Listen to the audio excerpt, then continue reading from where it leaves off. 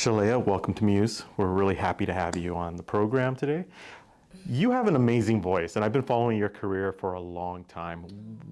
Tell us a little bit about yourself and let the MUSE audience who don't know you, let them in on a little bit about who is Sheléa.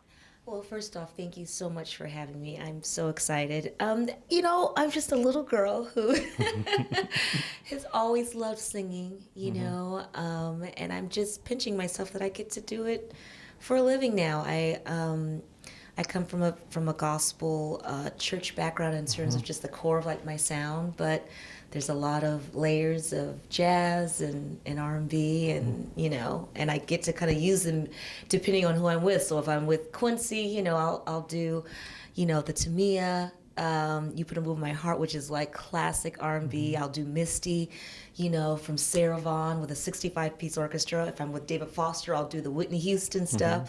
So, and if I'm just at home, I'll be singing in the church, So all of those are huge parts of who I am that make up Sheléa. Yeah, and you sing with one of our good friends, Brian McKnight. Aww. And when he was the one who first told me about you. He said, you got to check her out. Are you serious? She's really good. And then I saw you at the White House performing with Anthony Hamilton, and I was just blown away. What is this whirlwind has been like? Because you've been able to perform not only with some of the greatest musicians, greatest producers, greatest composers, but what has this whirlwind been like for you?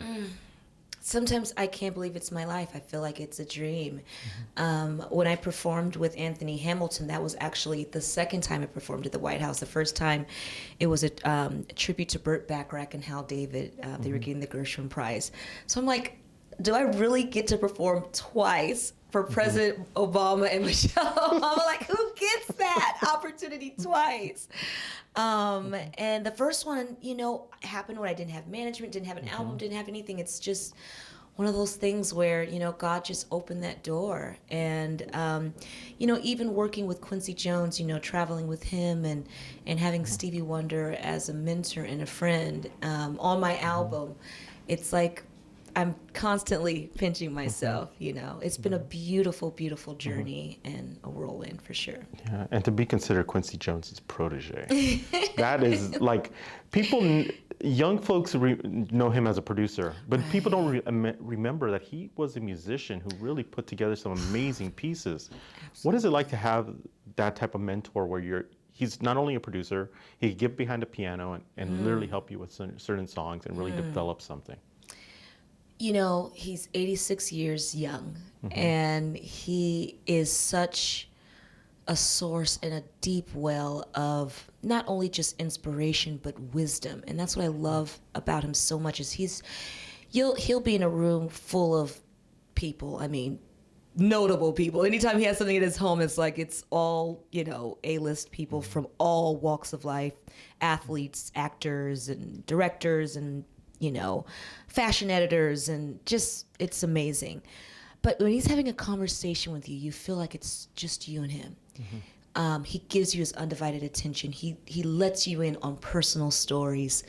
He's just this incredible human being, and I think that's what I love about the Netflix documentary. It really showed just at the core of him, like, yeah, he did all Michael Jackson's greatest hits and countless other things, We Are the World, and I mean, but him just as a human being, he's just such a special human being, and I'm just so blessed to be able to call him a friend. Awesome. And let's get back to you, because that voice, like, you have in your voice, you could hear a lot of the classics, a lot of the big band classics, Wow, some of the things that are the Etta James, the jazz singers who really made a name for themselves. Who were some of your idols growing up, and was that something that was exposed to you at a very young age? The big band, the jazz, things that normally kids wouldn't hear at the household at that time. I actually had quite the opposite experience. I grew up in a household, very, very religious, and so I really only listened to gospel music. So a lot of music from Detroit, the Winans, the Clark sisters, Vanessa Bell Armstrong,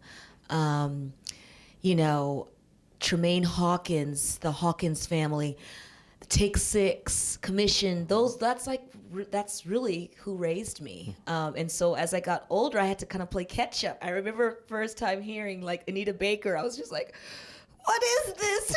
Like this sound is just incredible. I remember when I heard, Ella Fitzgerald and Sarah Vaughan, and it was just a whole new world. But I wouldn't trade my upbringing for anything. I loved that. That was my foundation. And because really for a lot of these jazz artists and R&B, they all grew up in the church, so that was always the core of it. So I definitely played catch up later, but I remember hearing, just those beautiful orchestral arrangements and big band arrangements, and just thinking, wow, I want to be a part of this. Awesome. I want to do this kind of music. And now I feel like I talked about this not too long ago in 2019, I can do it all. Like I can do a song with, a gospel artist and like, anybody, and still turn around and do a collaboration with Quincy Jones and it still all be who I am, and I don't have to fit into like one specific box. And I'm really grateful that at this time we can kind of do that. I think Instagram and social media helps with that, where I can just be in my living room and sing a jazz song and all the jazz heads love it, and then I'll sing a gospel song and all the gospel folk want me to do a gospel record, so they can get all those different sides of me from one medium. Right. And I think you attract a younger audience as well that may have not even heard this, because like you're seeing a resurgence of jazz and the standards, and people starting to get into it again. We were just recently with Boney James, and we saw young individuals at a jazz concert, which I haven't seen in a long time. Yeah. And do you feel like being able to bring those standards back and be able to not only do new but old and also transition, do you think it inspires younger musicians to say, hey, I could be like you and do what you do? I do. I actually do. In fact, when I did that post on Instagram, so many young artists reached out to me, privately through DMs, and were saying, thank you so much for saying that, because a lot of times I feel like I don't have the courage to do something that, someone may not assume I would know this music, or I don't fit this particular box, but it's okay to love standards and to also love Cardi B. Exactly. It's like you don't have to just, it doesn't have to be one thing. And so I'm really happy that, I'm getting to just do what I love, and I don't even think about it like, oh, I'm doing this for the younger generation coming up. But I realize that, everything that I am doing, and I'm paving a way. And I just hope that they always feel that they can do what's true to them and true to their spirit and what's in their heart, because music has no limits. Exactly. And now moving forward, what are you working on right now? Right now, well, I just filmed a movie earlier this year, actually on the Clark Sisters, which is this crazy full circle moment for me to be playing Dorinda Clark Cole, who I listened to as a little girl. So like that has been the most crazy out of body experiences to do. So we're starting to do promotion on that. I'll be doing a summit actually later on in the next couple days to promote the film. It's going to be coming out in 2020.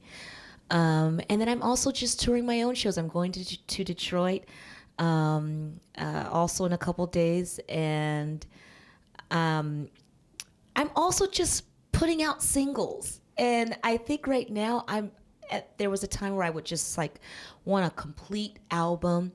I'm just putting songs out there and just seeing how people respond to it. And I'm really excited that I don't necessarily have to, again, back to those boxes. Like, if it's an R&B record, it's an R&B record. If I want to put out a jazz single, it'll be a jazz single, and just not really putting limits on myself. Also recently, I'm going to be doing a Christmas EP, and I've got a Christmas single coming out that I'll be performing very soon, so I'm very excited. Awesome. We love Christmas music here at MUSE, because that's what I grew up with. So I'm really curious to see and hear what that's going to be like, because I can only imagine what a good Christmas album for you would be, because that would just be amazing.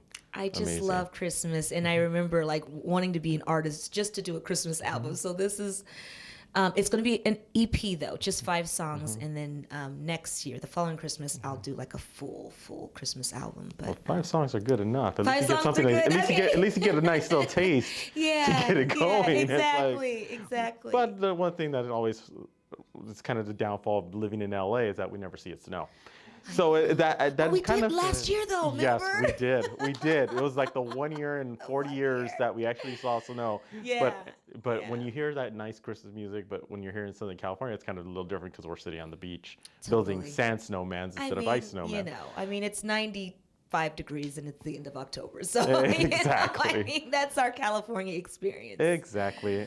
But that transition, since you are doing film, you're doing music, how has it been jumping in from different genres and different type of mediums for you? Yeah, you know, film is not something I ever saw myself doing, interestingly enough.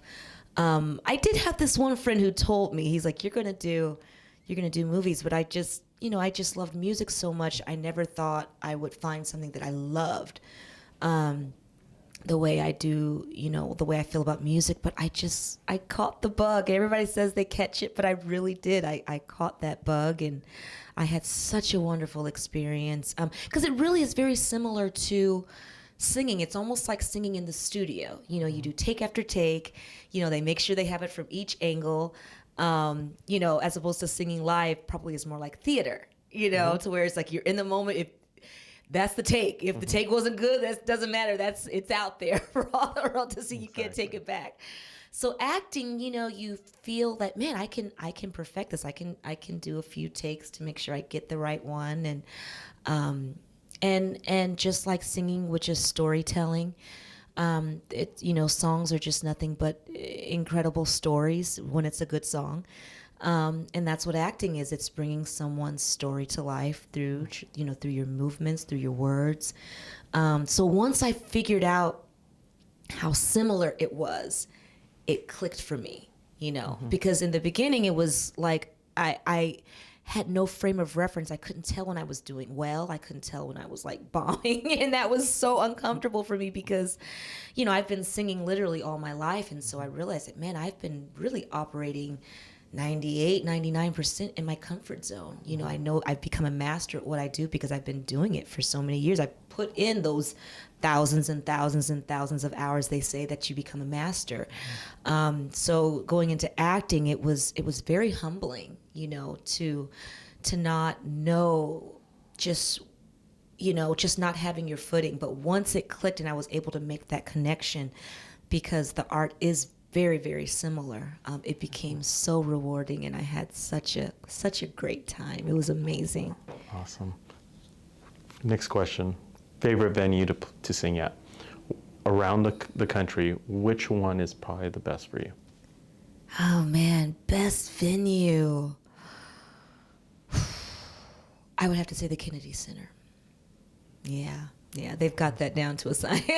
Those acoustics are pretty awesome. I have been in there, and it is awesome. It is awesome in there. Like, okay, this is why it's the Kennedy Center. I get it. And you know what?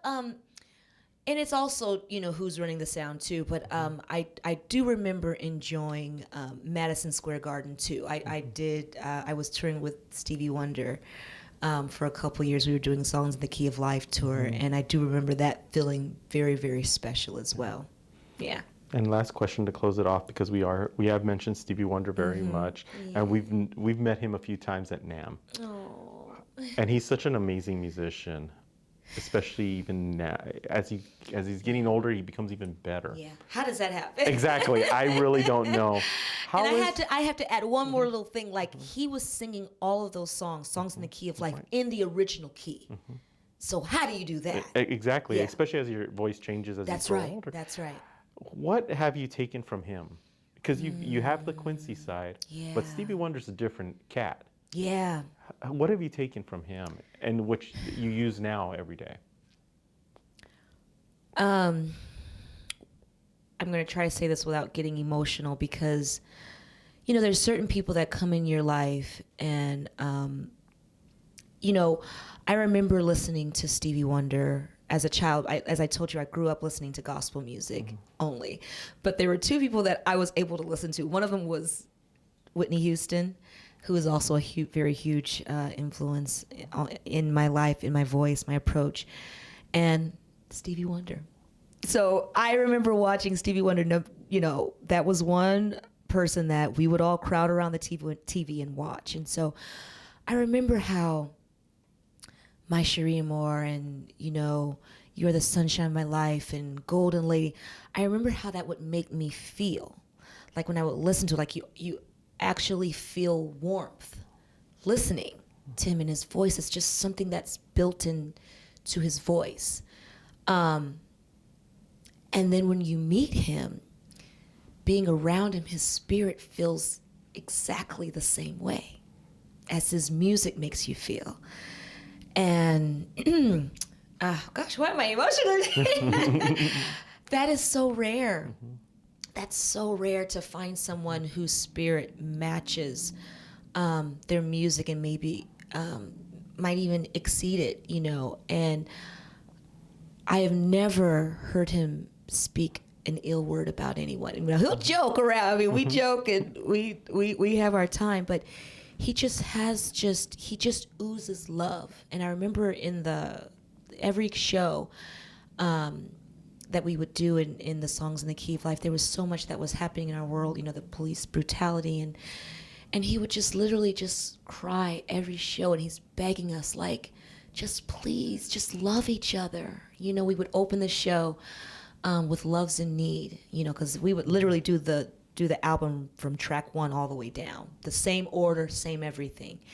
And we would open with Love's in Need, and he would just be pleading, you know, with tears in his eyes, like, we have to see each other, we have to love each other. He's not just talking the talk. That's really who he is. And he's my angel. And I owe so much to him. He's a mentor. He's been on all my albums. You know, he was on my first album, Love Fell on Me. He played harmonica on the title track. I just came out with an album called Pretty World. It's a tribute to Alan and Marilyn Bergman. He's also on the title track again, Pretty World. And he's always just been so supportive and so loving. And he's someone that I really, it's not just because he's Stevie Wonder, it's because of who he is as a person. Awesome. And that's why you have that triangle of your talent, Quincy Jones, Stevie Wonder, why you're here, and why in the future you're still going to be here, and we're going to be talking about you for years and years to come. Thank you. Finally, just to end it, can you tell people on MUSE where they could find you on social and where they could see you perform next? Yeah. So my social media, I kept it very simple, Sheléa Music for everything. For my website, for Instagram, for Twitter, for everything. So it's SHELEA Music, Sheléa Music. I'm doing a lot of performing abroad, but I do have a show in Irvine, which I'm super happy. It's not LA, but it's a little bit of a drive. At the Barclay Theater, November 1st, and so I'm super excited. It's a sold-out show, so I don't know if there's a possibility to get tickets, but I am very, very excited and very proud that it's a sold-out show. So for now, that's the only one in Southern California. Yeah. Great.